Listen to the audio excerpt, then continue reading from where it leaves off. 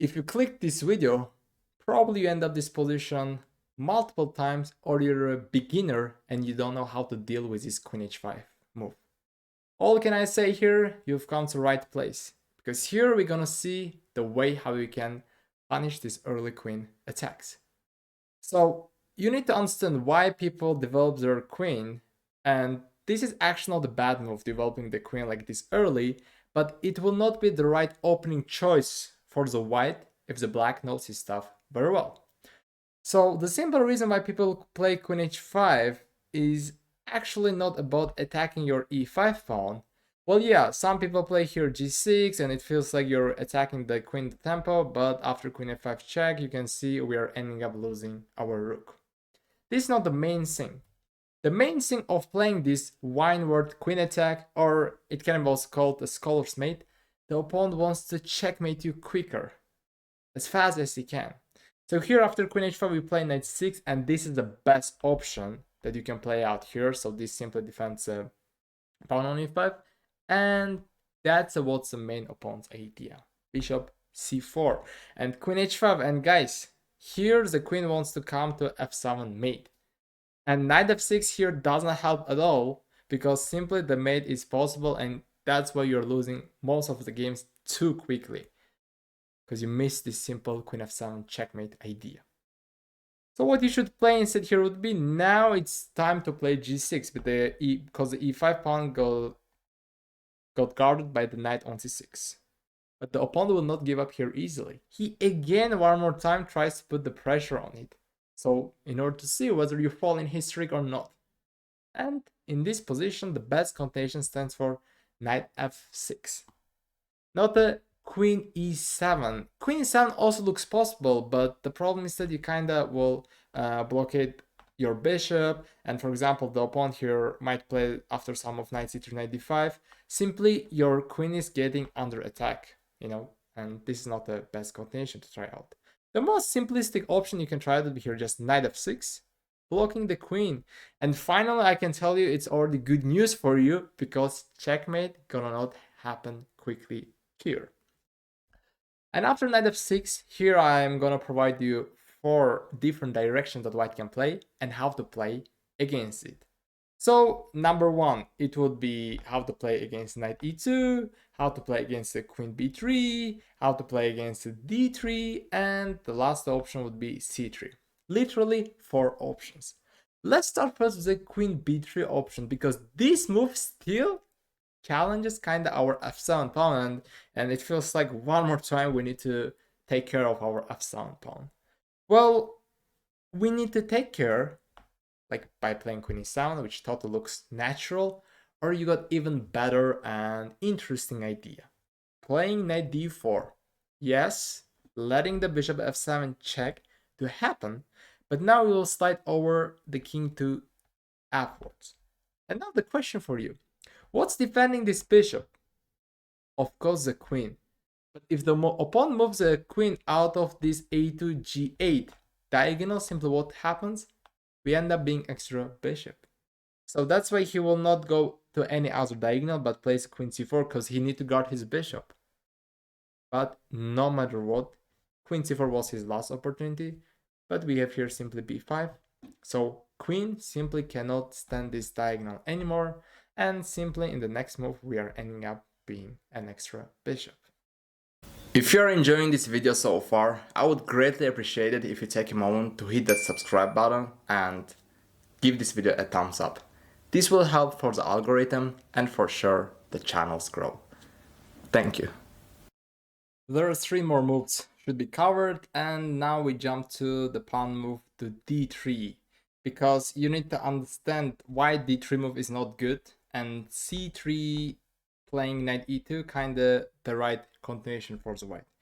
Because by playing d3 in this position, white is simply letting our knight jump into the center, and the only way his queen can go back would be to d1, because otherwise the queen moves somewhere, let's just say to g3, we are just giving the fork and then winning the rook. So queen d1 literally the only option should be played. And here we aggressively go for d5 move, pawn pushing, the opponent takes back. But here we're not gonna rush to take this pawn, because we can take it now or a little bit later. Let's make another move with the tempo, challenging the bishop. Bishop has to play b3 since it's only option. We take it, white takes back, and knight d5.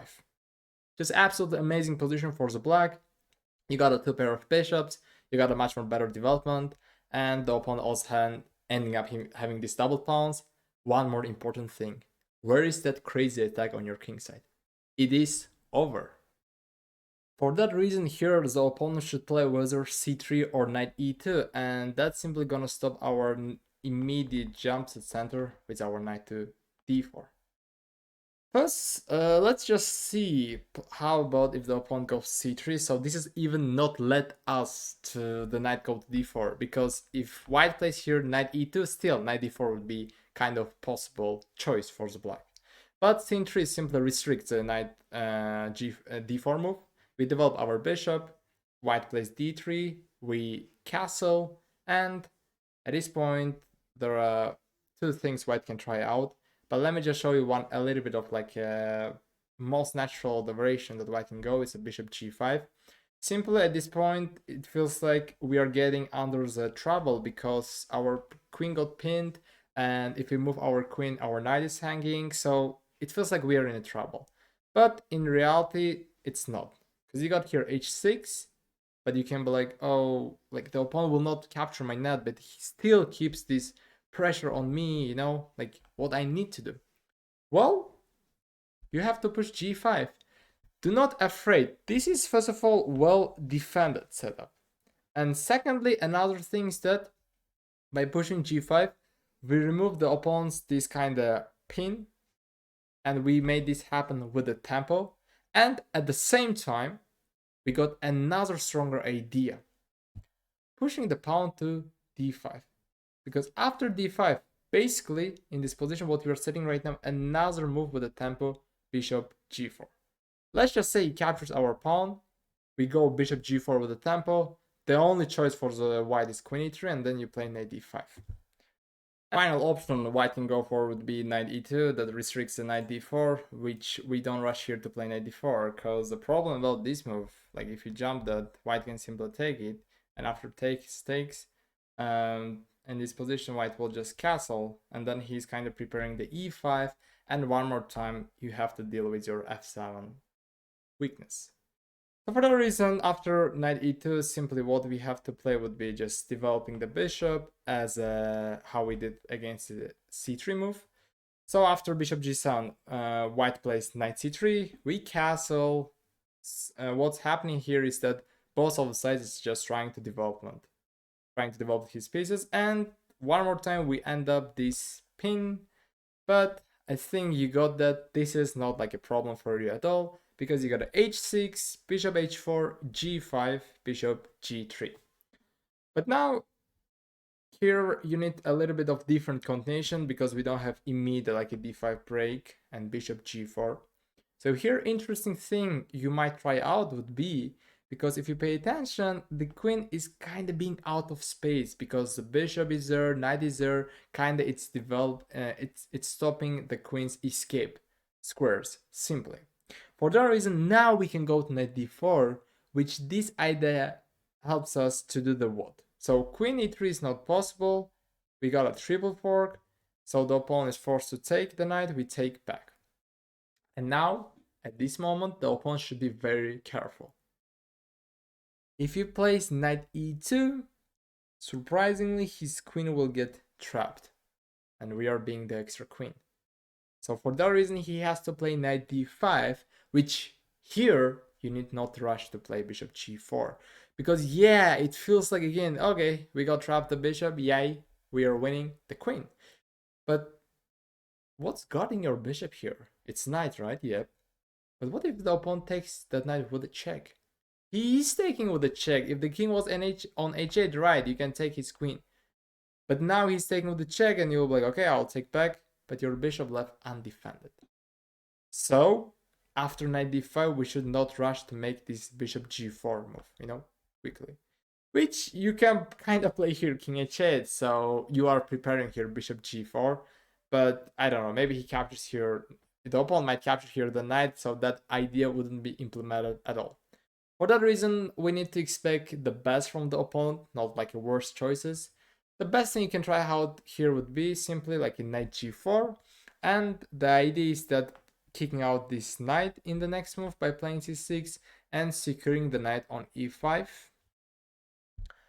was absolutely, I think, the best position we have currently for black. Yes, we are not extra any material, but our pieces place it so well that helps us to do even more interesting and creative ideas that leads us into the winning positions.